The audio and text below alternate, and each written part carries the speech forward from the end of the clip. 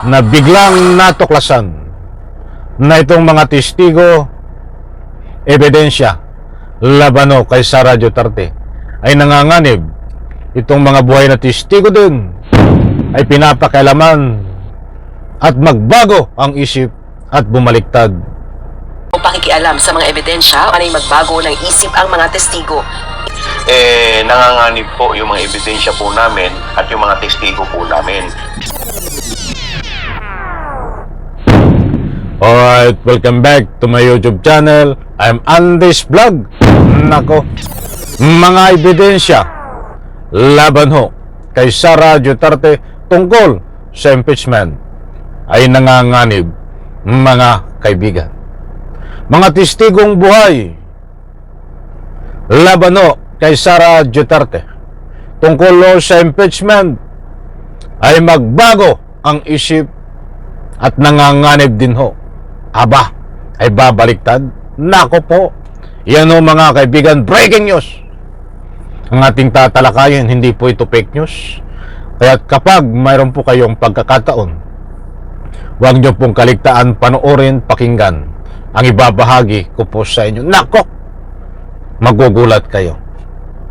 Alam nyo ho, sa bagal ng aksyon, hindi natin alam kung sinasadya ito na binabagalan ni Espe Escudero, ama ng Senado, na mabagal umaksyon.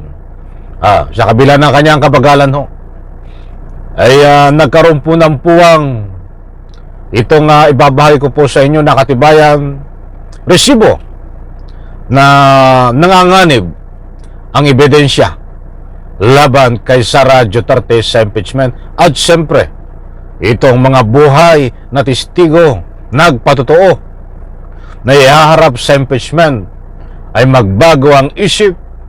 Siyempre, pag nagbago ang isip mo, pwede kang bumaliktad, mga kaibigan, at kumampi na kay Sara Duterte at ipawalang bisa at pasinungalingan ang kanilang mga sinumpaan sa salaysay laban ho kay Sara Duterte na sila ay tumitestigo. But sa puntong ito, bibigyan po natin ng linaw, mga kaibigan. Shout out po sa lahat. Kumusta po kayo? Unang araw ng Marso. Naku, ay March na. March 1, 2025. Marami po nag-aabang dito sa latest update ng impeachment laban kay Sara Duterte. Heto ho. Hello. Nasa na tayo? Dali lang po ha. At medyo nagkaroon ng ikaangapoy. Habang tumatagal po ang trial, ang pagsisimula ng impeachment, nanganganib po yung mga ebidensya po namin at yung mga testigo po namin. Kaya po gusto rin po na... Ayan mga kaibigan, maliwanag o entrada pa lang. No, itong ibinahagi ko po sa inyo, mainit-init pa na balita, breaking news. Habang tumatagal, ay nanganganib ang mga ebidensya at mga testigo laban ho kay Sara Duterte dito sa gaganapin na impeachment. Nako ho, ay matindi ho ito. Ebidensya po namin at yung mga testigo po namin. Kaya po gusto rin po namin din ito masimulan. Posibleng magkaroon ng tampering o pakikialam sa mga ebidensya o kaya naman ay magbago ng isip ang mga testigo. Ilan ito sa mga ikinababahala ni Manila 3rd District Representative Joel Chua, isa sa mga itinalagang House Prosecutor. Nako, ay yari ho ito. Napakainit na usapin ito. Posibleng matampered ang mga ebidensya laban ho kay Sara Duterte. At siyempre itong mga buhay na testigo ay posible din ho magbago ang isip at pakialaman, mga kaibigan. Ay, sandali, tulitin po natin doon. Ito masimulan. Posibleng magkaroon ng tampering o pakikialam sa mga ebidensya o kaya naman ay magbago ng isip ang mga testigo. Ilan ito sa mga ikinababahala ni Manila 3rd District Representative Joel Chua, isa sa mga itinalagang House. Nako, ay napakalinaw ho. Posibleng pakialaman ang mga testigo, mga mahal kong taga-subaybay. Sino naman makikialam dito? Siyempre ho, hindi lang niya tinumbok. Kung mayroong makialam dito, siyempre ang kampo ni Sara Duterte, kampo ni Digong, basta kampo nila mga kaibigan. Mga galamay nito ay ika nga ho, ay gumagapang. Ganyan ho, katalino ang party, ang kampo ni Digong ni Sara Duterte. Hindi po matalino sa ikakaganda at magandang gawain. Matalino sila sa anumang hindi magandang gawain. Bagamat gumawa sila ng maganda, ba't nalalamang ho ang hindi magandang gawain? Masama pa rin po yun, mga kaibigan. Ha? Katulad nga po ng ibinahagi ko sa inyo. Pakikialaman, magbago ang isip, wala pong imposible yan. Walang imposible po yan, mga kaibigan. Tinatakot, nakapaloob din ho diyan. At ang mga dokumento ay pwede maglaho ng parang bula, mga kaibigan, o pwede tampering, mga kaibigan, para magkaroon ng technicality.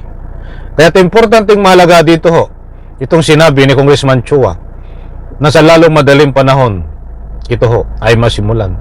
Dahil nanganganib ang buhay ng mga testigo, nakapaloob din ho. Sa katagalan nga hong hindi na sinab, ay nandiyan ang plano na masama ng kampo nila para gawin ang lahat.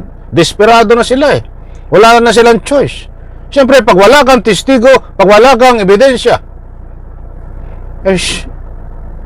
nasaan ang kaso? Wala na rin, no? Sino pa magtitistigo? Kaya importanteng mahalaga ho dito, itong mga testigo, data puwat. Sa puntong ito, ay napakaliwanag ang binahagi dito ko sa inyo na balita na mainit-init pa. Na ang mga testigo ay nanganganib, pinapakialaman, posibleng ika nga po'y magbago ang isip at bumaliktad. Nako! Ay ito pa ho ang mas matindi. Ibabahagi ko po sa inyo. House Prosecutor para sa impeachment trial ni Vice President Sara Duterte. Reaksyon ito ng kongresista matapos na formal na ipaalam ni Senate President Francis Escudero sa kanyang mga kasamahan sa Senado, maging kina VP Duterte at House Speaker Martin Romualdez. Ang posisyon nito kaugnay ng impeachment, partikular ang panukalang pagsimula ng impeachment trial. Naku, ay puro plano yan si Escudero Okay, ito plano na naman. Para tayo ay pinapalamig lang ang ika nga po'y usapan para malinis ulit ang issue. But doon din ho ang patutuhonguhan na siya ang masusunod at matigas nga ang ulo. Gusto siya ho ang masunod. Nako. Sa July 30. Bagaman tatalakayin pa lamang ito at pagpapasyahan ng Senado sa resumption ng session sa June 2, iaapela ito ng kongresista. Well, sa ngayon, siyempre, ang pwede lamang po namin gawin ay makiusap. At the end of the day, siyempre, nire-respeto po namin kung ano po ang pananaw ng mga senador, lalo-lalo na po ng ating Senate President. Yan na po ang mga sinasabi nila Marami ho ang kumukontra dito kay Escudero. Nang sabi nga nung mga pinagmamalaki ni Escudero ay yung sinasabi niya ay not according to the law. Sa kanyang kuro-kuro at maling explanation. Pasensya na kayo sa audio ko at ako'y namamalat. Then, buboto sila. Bukod dito, maaari rin itong magbunga ng panibagong kwestiyon at kaso sa korte ayon sa isang constitutional framer. I don't agree that it should be postponed to July. They violated or did not follow the constitutional mandate. They're accountable. Samantala, formal nang binuo ng House of Representatives ang Impeachment Secretariat para sa impeachment trial sa pamamagitan ng isang memorandum order mula sa tanggapan ni House Secretary General Reginald. Kahit ano pang buuhin nyo ay useless ho yan. At baka yan ho, magising tayo isang araw ay magkaroon ho ng technicality dahil para ma-question diyan ho sa Supreme Court. Magising na po kayo sa audio ko at ako'y namamalat.